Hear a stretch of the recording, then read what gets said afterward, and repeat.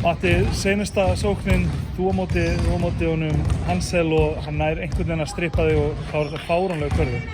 Var það leikurinn eða tapaðist það einhvers staðar annars staðar? Tapaðist svolítið annars staðar sko, en það samt stór partur af þegar ég með boltan til að spila ansi oft og lengi í þessari deild. Þá á ég að koma skoti á blessuðu körfum með 10 sekúndur eftir.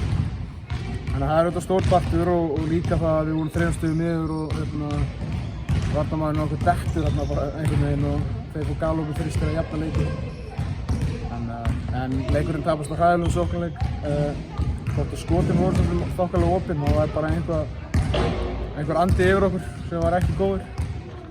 Og ég er bara fyrst til að viðurkenna það að ég var bara gjörsamlega hræðilegur í dag líka og fleiri.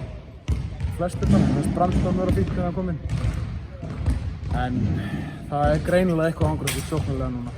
Og það er nokkuð ljóst að við þurfum að finna út af því og við myndum gera það. Heldur svona annar leikurinn myndi í röð þar sem það er svona, ég hef ekki alveg að smetla einhvern veginn saman.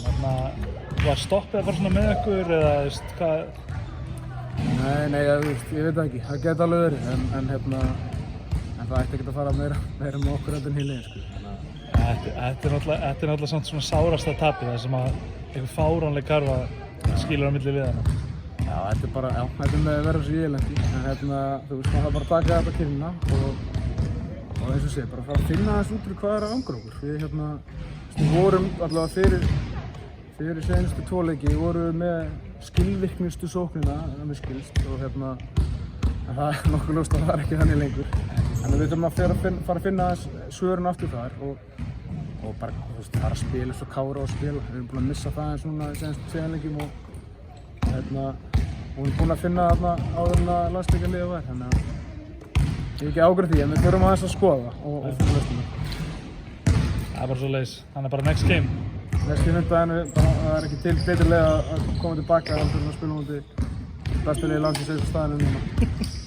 Gangið ykkur bara vel með það. Takk fyrir það.